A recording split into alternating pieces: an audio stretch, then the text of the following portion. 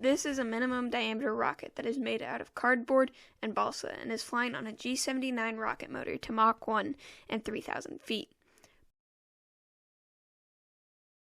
Now, let's start building this rocket. I cooked up a design in Open Rocket and settled on a fin shape and moved on to cutting the fins out. The base of the fins is made with 1/8-inch balsa. I went with a fairly wide fin span and rather arcous looking fins at that. Now, if you are questioning whether or not these fins will survive Mach 1, then you and I are on the same page. The fins didn't completely match each other, so I taped them together and sanded them down until they matched each other.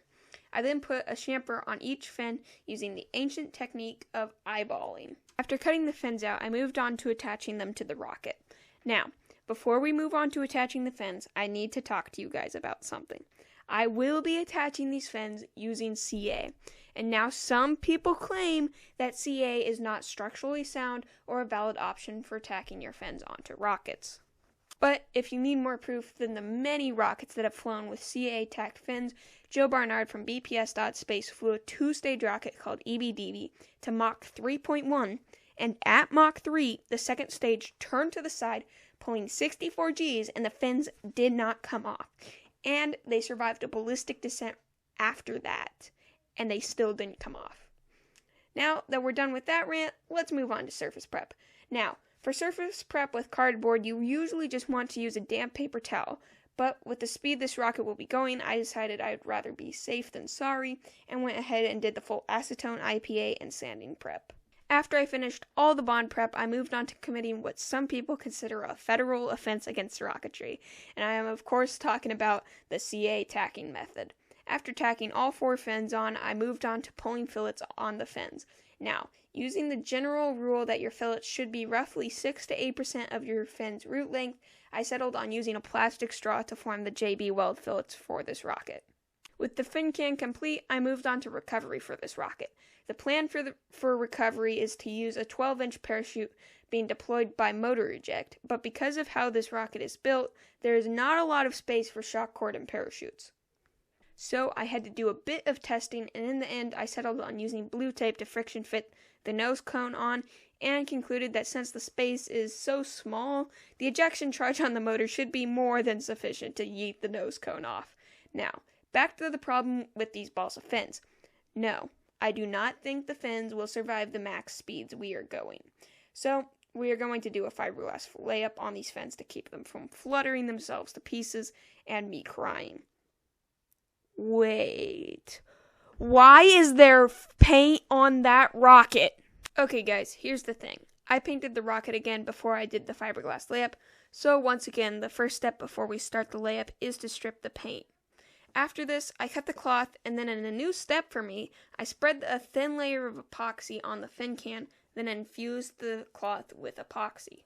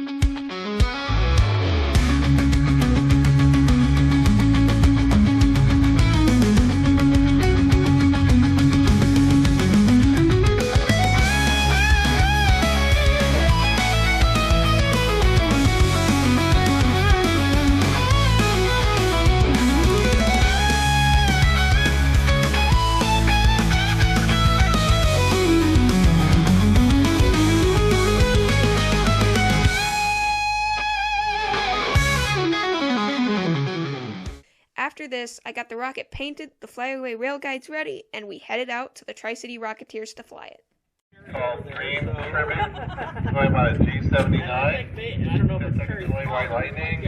First flight parachute, we're going to call this a heads-up flight. So I'm understanding. Okay, so heads up means you have to watch it until it stops for Pat V2. Green sky are clear. Pat V2 is going at 5, 4, 3, 2, 1.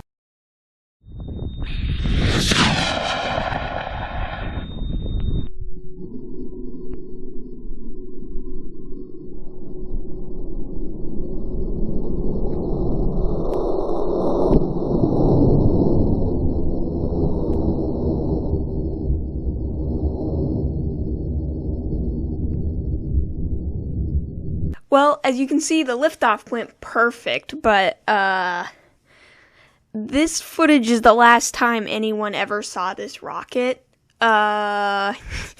It went Mach 1.1. It just hauled butt right off the pad. It went Mach pretty quick. Probably did the full 3,000 feet, and deployed the chute, but we never saw it again. And yeah, the fins held up, so we did tick one thing off the space shot tech tree, which is really nice. So we validated composite fin cams because these balsa fins would have fluttered themselves to pieces at Mach 1 if it wasn't for that fiberglass. But we've checked off a thing towards space, and I'm a little sad that we didn't find the rocket, but, you know, this is what happens sometimes in rocketry. You lose something. I mean, pretty much like Braden says, once you buy something in rocketry, you can pretty much consider that money gone. But I love the footage. The footage you're seeing is playing at 10% of 10% speed, so it's like down to frames, which is pretty cool. But my name is Liam P., and I will see you next time.